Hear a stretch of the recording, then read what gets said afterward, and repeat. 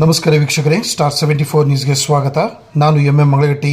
ಅಂಜುಮನಿ ಇಸ್ಲಾಂ ಧಾರವಾಡ ವತಿಯಿಂದ ಆಯೋಜಿಸಲಾಗಿರುವ ವಾರ್ಷಿಕ ಕ್ರೀಡಾಕೂಟ 2026 ವಿವಿಧ ಕ್ರೀಡಾ ಸ್ಪರ್ಧೆಗಳು, ಯುವಕರಲ್ಲಿ ತಂಬಾಕು ಹಾಗೂ ಮಾದಕ ವಸ್ತುಗಳ ಮುಕ್ತ ಅಭಿಯಾನದಡಿಯಲ್ಲಿ ಅಂಜುಮನ್ ಸಂಸ್ಥೆ ಅಧ್ಯಕ್ಷರಾದ ಶ್ರೀ ಇಸ್ಮಾಯಿಲ್ ತಾಮಟಗರ್ ನೇತೃತ್ವದಲ್ಲಿ ಕ್ರೀಡಾಕೂಟವನ್ನು ಜನವರಿ 17ರಿಂದ ಹಮ್ಮಿಕೊಳ್ಳಲಾಗಿದೆ. ಈ ಹಿನ್ನೆಲೆಯಲ್ಲಿ ಅಧ್ಯಕ್ಷ ಇಸ್ಮಾಯಿಲ್ ತಾಮಟಗರ್ ನೇತೃತ್ವದಲ್ಲಿ ದಿನನಿತ್ಯಲೂ ಪ್ರಾಕ್ಟೀಸ್ ಮಾಡಲಾಗುತ್ತಿದೆ. ಅಂಜುಮನಿ ಇಸ್ಲಾಂ ಧಾರವಾಡ ವತಿಯಿಂದ ಆಯೋಜಿಸಲಾಗಿರುವ ವಾರ್ಷಿಕ ಕ್ರೀಡಾಕೂಟ 2026 ವಿವಿಧ ಕ್ರೀಡಾ ಸ್ಪರ್ಧೆಗಳೊಂದಿಗೆ ಜನವರಿ 17ರಿಂದ ಆರಂಭಗೊಳ್ಳಲಿದೆ. ವಿದ್ಯಾರ್ಥಿಗಳು, ಸಿಬ್ಬಂದಿ ಹಾಗೂ ಕ್ರೀಡಾ ಪ್ರೇಮಿಗಳಲ್ಲಿ ಈ ಕ್ರೀಡಾಕೂಟಕ್ಕೆ ಭಾರೀ ಉತ್ಸಾಹ ಮತ್ತು ಸ್ಪಂದನೆ ದೊರಕಲಿದೆ.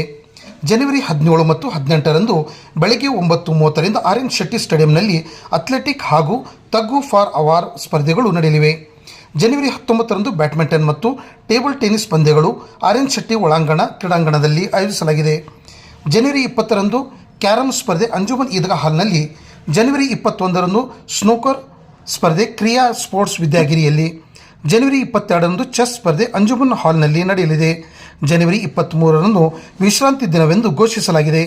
ಜನವರಿ 24ರಿಂದ 29ರವರೆಗೆ ಸಂಜೆ 4ರಿಂದ ರಾತ್ರಿ 11ರವರೆಗೆ ಕ್ರಿಕೆಟ್, ವಾಲಿಬಾಲ್ ಹಾಗೂ ಥ್ರೋಬಾಲ್ ಲೀಗ್ ಪಂದ್ಯಗಳನ್ನು ಎಲ್ಲ ವರ್ಗಗಳಿಗಾಗಿ ಅಂಜುಮನ್ ಈದ್ಗಾ ಮೈದಾನದಲ್ಲಿ ನಡೆಯಲಿದೆ.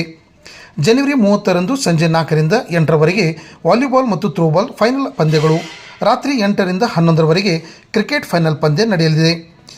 ಈ ಕ್ರೀಡಾಕೂಟವು ವಿದ್ಯಾರ್ಥಿಗಳ ದೈಹಿಕ, ಮಾನಸಿಕ ಬೆಳವಣಿಗೆಗೆ ಸಹಕಾರಿಯಾಗಿದ್ದು, ಕ್ರೀಡಾ ಮನೋಭಾವನೆ, ಶಿಸ್ತು ಮತ್ತು ತಂಡ ಭಾವನೆ ಬೆಳೆಸುವಲ್ಲಿ ಮಹತ್ವದ ಪಾತ್ರ ವಹಿಸುತ್ತದೆ ಎಂದು ಅಂಜುಮನಿ ಇಸ್ಲಾಂ ಸಂಸ್ಥೆ ಅಧ್ಯಕ್ಷರಾದ ಇಸ್ಮಾಯಿಲ್ ತಾಮಟಗರ್ ತಿಳಿಸಿದರು.